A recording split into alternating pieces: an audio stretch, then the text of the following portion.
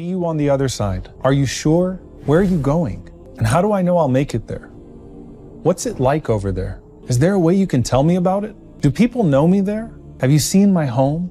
Am I viewed amongst the righteous or the wicked? What's real about what's around me right now? There's this world you're in and another world that simultaneously exists that you can't see, but it sees you. Allah, the angels, and other elements of the unseen are watching you. And the things you see around you are deeper than they look and can perhaps even perceive that realm better than you. And you're only one step away from it.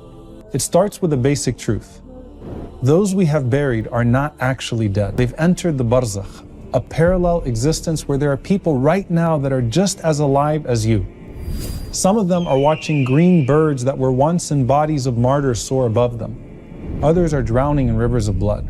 Some are dwelling in beautiful homes among family members that have been dead for decades. Others are busy being devoured by beasts with many heads. So what is this realm? And what do we know about the people who reside in it? And what would knowing about that world do for us today to make sense of the world we live in right now? And what does it mean for us in our own individual journeys, trying to find our way back to Allah? Centuries ago, there was a soldier that wandered in the desert near Kufa in Iraq, and he was trying to find the city's center. And as he's wandering around looking for the city, he comes across one of the most famous scholars of his time, Ibrahim ibn Adham rahimahullah, but he had no idea who he was. So he goes up to him and he asks him, "Are you a slave?" Ibrahim says, "Yes." He says, "Ayn al-Umran," which linguistically means, where are the city dwellings? Where is everyone at? So Ibrahim ibn Adham rahimahullah said, "Follow me." And then he takes him to a graveyard. And the man said, "I asked you to take me to the city dwellings." Ibrahim ibn Adham rahimahullah said, "It's right here." And he pointed to the graveyard again. So the man ends up striking him in the head and then dragging him to the actual city, while the people come to him rushing, saying, "What are you doing?" That's Ibrahim ibn Adham rahimahullah. He said, "But I asked him if he was a slave," as if that would have made his action okay. So they said to Ibrahim ibn Adham rahimahullah, "Oh, our teacher, why didn't you just tell him who you are?" He said, "Well, he asked me if I was a slave, but he didn't say to whom," meaning I'm a slave to Allah subhanahu wa ta'ala. They said, "Well, what did you say when he struck you?" He said, "I made dua for Allah to give him Jannah." They said, "Why would you do that?" He said, "Because I knew I would be rewarded because of him, and I didn't want him to be punished because of me." They said, "Okay, but why did you take him to the graveyard in the first place? He asked you for Al-Umran. He asked you where the city center was." And Ibrahim ibn Adham rahimahullah said, "I've noticed that when people move to their graves, they settle there. But no one ever comes back here from there." Meaning the graveyard is where the living actually are. They say that the secret to success is being one step ahead. For the pious predecessors, the secret was being one stop ahead. They were all ready for all spiritual, practical purposes, living in the next life. But what if we could walk up to the graves of our ancestors and just ask them to tell us what it's like for them now? In one narration from Jabir radiallahu ta'ala anhu, the Prophet ﷺ said that there was a group from Bani Israel in the past that were traveling, and as they were traveling, they passed a cemetery. And when they get there, they say to each other, "Let's pray 2 rak'ahs and ask Allah to bring back some of these people so that they can tell us about death and they can tell us about life in the grave." So they all pray 2 rak'ahs and then they made dua to Allah.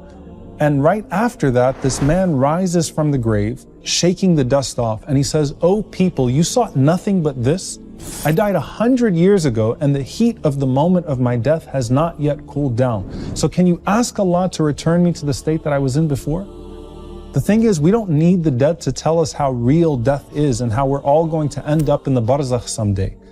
And every single soul who has ever walked the face of the earth and passed away is there right now. Think about it. Right now, the global population of Earth is nearly 8 billion people. But in the Barzakh, we're talking about estimates of 117 billion human souls. And since it's impossible to know for sure, just think of when Allah says, وَقُرُونًا بَيْنَ ذَلِكَ كَثِيرًا, and so many people and nations in between. How many years will you live there? Until the day of judgment. That means the vast majority of humanity would have had a longer life in Barzakh than on this earth. And you might move in there tomorrow and end up living for 1,000 years or more there. And it's called Hayatul Barzakh, the life of the Barzakh, for a reason. You have a full life. You have a family, you have friends, you have adults and children, you have a home and you have neighborhoods, you have food and drink, and it even has its own animals in that realm. all of the features of life are there, but with its own unique set of dimensions and time and space. So it's not like dunya in that you age, or like Jannah, where we're all the same age. You can also seemingly be in two places at once, or at least transfer between them with remarkable speed. So think of the Prophet ﷺ leading the prophets in prayer at Masjid al-Aqsa in one moment, and then almost in an instant talking to each of them throughout the seven heavens. What if you could be in your grave one moment and then right under the throne of Allah the next? See, the more righteous you are, the more range you have to travel first class all over that world as you like. And most importantly, the Barzakh is happening right now. Think about Musa and Fir'aun alive in that world. The Prophet ﷺ saw Musa ﷺ praying alone in his grave, as people read about the moment he was alone in the cradle in the Nile River. Then while we're still reading about Fir'aun throwing people into ditches of fire here, Allah is throwing him into a ditch of fire there. This is all as real as what's in front of us right now. And while we can't physically perceive it yet, we have these portals into the Barzakh to remind us of its rich dimensions. We may enter into it at times in our sleep through our dreams. And when we're awake, the grave stares at us like this door to a world of new realities made possible by the changes you're willing to make in your current reality. And we're all just one heartbeat away from entering into this dimension, or one bomb. Imam Hassan al-Basri rahimahullah said about us all, Yabna Adam, innama anta ayyam, O son of Adam, you are nothing but a number of days. Whenever a day passes, then a part of you has gone. For our oppressors, we also remember that they too are but a set of days. فَلَا تَعْجَلْ عَلَيْهِمْ إِنَّمَا نَعُدُّ لَهُمْ عَدًّا. Allah says, do not be hasty with them. Indeed, we are counting down their days. Ibn Abbas radiallahu anhuma said, that means نَعُدُّ أَنفَاسَهُمْ فِي الدُّنْيَا. We're counting down every single one of their breaths in this life.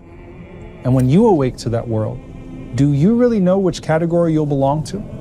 Will you fly with the shuhada who never feel pain again because they sacrificed a whole life for Allah? Or will you rot in pain with the tyrants for all the lives you made miserable on earth? Will you gather with the sincere believers, truly resting in peace and joy in anticipation of a greater joy to come? Or will you be with the disbelievers and hypocrites previewing eternal punishment instead? Or are you somewhere in between? A flawed believer with a mix of good and bad who will pay for your sins there, or hope that Allah subhanahu wa ta'ala overlooks them.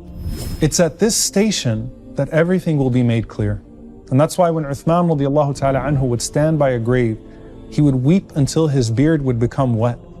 And it was said to him, when paradise and hellfire are mentioned, you don't weep like this. But when you stand next to a grave, why do you cry so much? And he said, the Prophet ﷺ said, إِنَّ الْقَبْرَ أَوَّلُ مَنْزِلٍ مِّن مَنَازِلِ الْآخِرَةِ. That verily the grave is the first station of the hereafter. If it is good, then everything after it will be better.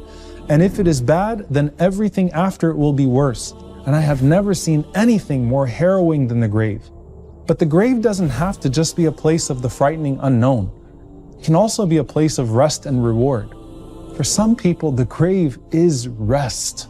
Masruq rahimahullah said, there is no home better for a believer than his grave. قَدْ اسْتَرَاحَ مِنْ أَمْرِ الدُّنْيَا أَوْ مِنْ عَذَابِ اللَّهِ. He has been relieved from the affairs of this world or from the punishment of Allah.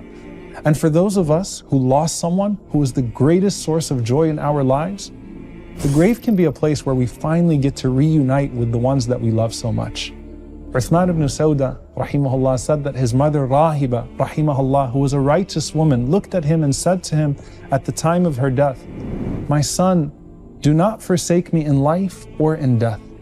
And so he would go and visit her grave as he used to visit her home and make dua for her. And then he sees her in a dream where his mother is looking beautiful and receiving these endless gifts of silk garments and perfume. And then she turns to him in that dream and says, I'm pleased to receive you when you come to visit my grave. So do not stop visiting me. But for now, think about your grave, which you will one day visit and live in for an unspecified period of time. What does that grave look like? What does it feel like? What does it smell like? When Abdullah ibn Ghalib rahimahullah died, an amazing smell came out of his grave like mist right after he was buried. Then he was seen in a dream and asked about that smell, and he said, that was the breath of my recitation and my thirst. So what does your other side look like? What have you built that awaits you? And what answers will we find beneath the surface that will give us enough clarity to make the cruel world above it make a bit more sense?